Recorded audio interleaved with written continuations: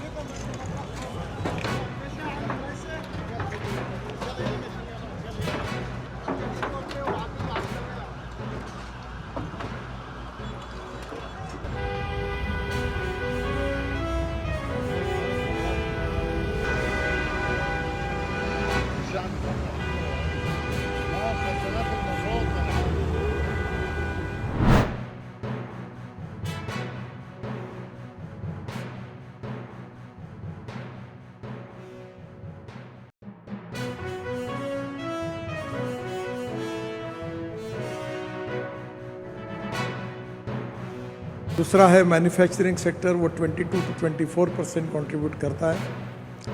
और तीसरा जो है वो सर्विस सेक्टर है, वो 52 से 54% करता है। सबसे इम्पोर्टेंट चीज़ है कि हमारे देश में बड़े प्रमाण पर जो सेक्टर्स है जो हमारे देश की प्रगति और विकास में कंट्रीब्यूट करते हैं, उसमें से हमारी मेटल इंडस्ट्री भी बहुत इम्पोर्टेंट है।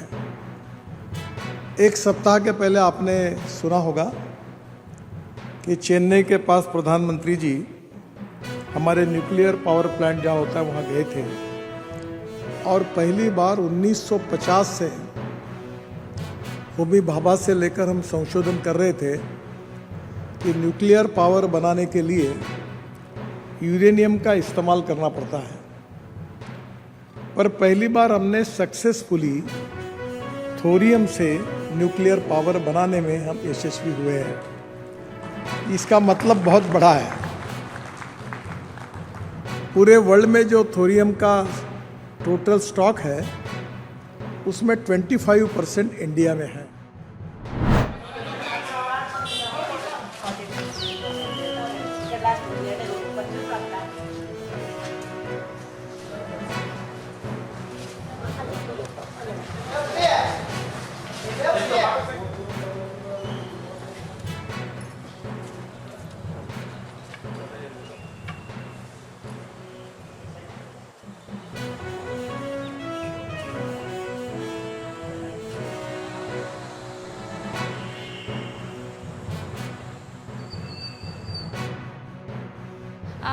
ನನ್ನ ಪ್ರಕಾರ ಒಳ್ಳೆ ಲೀಡರು ಫಸ್ಟು ಸ್ಟೂಡೆಂಟ್ಸಿಗೆ ಇದು ಆಗಿರಬೇಕು, ಸಪೋರ್ಟಿವ್ ಆಗಿರಬೇಕು. ಆಮೇಲೆ ಪೂರ್ ಪೀಪಲ್ಸಿಗೆ ಅವ್ರಿಗೆ ಎಷ್ಟಾಗುತ್ತೋ ಅಷ್ಟು ಹೆಲ್ಪ್ ಮಾಡಬೇಕು. ಅವ್ರಿಗೆ ಏನಾಗುತ್ತೆ ಅನ್ನೋದಕ್ಕಿಂತ ಜಾಸ್ತಿ ಜನಕ್ಕೆ ಏನು ಒಳ್ಳೇದು ಮಾಡ್ಬೋದು ಅಂತ ಅವ್ರು ಆಲೋಚನೆ ಪಟ್ಟು ಎಲ್ಲರಿಗೂ ಒಳ್ಳೇದು ಮಾಡಿದ್ರೆ ನಮ್ಮ ಸ್ಟೇಟ್ ಆಗಲಿ ನಮ್ಮ ನೇಷನ್ ಆಗಲಿ ಡೆವಲಪ್ಮೆಂಟ್ ಆಗೋಕ್ಕೆ ಹೆಲ್ಪ್ ಆಗುತ್ತೆ ಅಂತ ಅನ್ಸುತ್ತೆ. 3 ವರ್ಷದಿಂದ ನಾವು ಓಟ್ ಹಾಕ್ತಾ ಇದ್ದೀವಿ, ಚೆನ್ನಾಗಿ ಅನ್ನಿಸ್ತು. ಇನ್ನೂ ಅಭಿವೃದ್ಧಿ ಆಗಬೇಕು ನಮ್ಮ ದಾವಣಗೆರೆ. ಇಲ್ಲಿ ಚರಂಡಿ ಅದೆಲ್ಲ ತುಂಬ ಗಲೀಜಾಗಿದೆ, ಸೊಳ್ಳೆಗಳು ತುಂಬ ಆಗ್ತಿದೆ.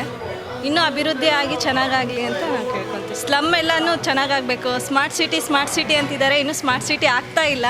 ಹೌದು, ನಾನು ಒಳ್ಳೆ ಅಭ್ಯರ್ಥಿಗೆ ಓಟ್ ಹಾಕಿದ್ದೀನಿ ಅಂತ ನನ್ನ ಅನಿಸಿಕೆ.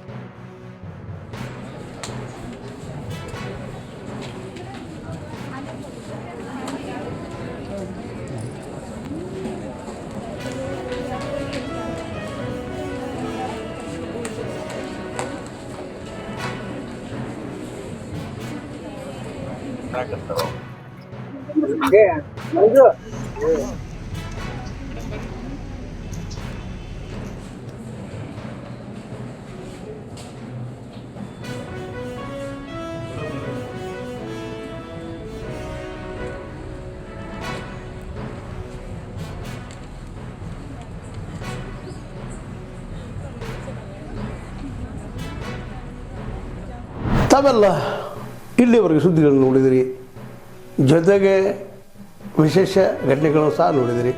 ಅದು ನಿಮ್ಗೇನು ಅನ್ನಿಸ್ತು? ನಿಮಗೆ ಲೈಕ್ ಮಾಡಿರಿ, ಶೇರ್ ಮಾಡಿರಿ, ಕಾಮೆಂಟ್ ಮಾಡಿರಿ, ಜೊತೆಗೆ ಸಬ್ಸ್ಕ್ರೈಬ್ ನಿಲ್ಲಿಸ್ಬೇಡ್ರಿ. H16 ನ್ಯೂಸ್ ಅರ್ಥಾತ್ ಸಿದ್ದರಾಮಯ್ಯ ಸತ್ಯದ ಕೈಗನ್ನಡಿ ವಂದನೆಗಳು.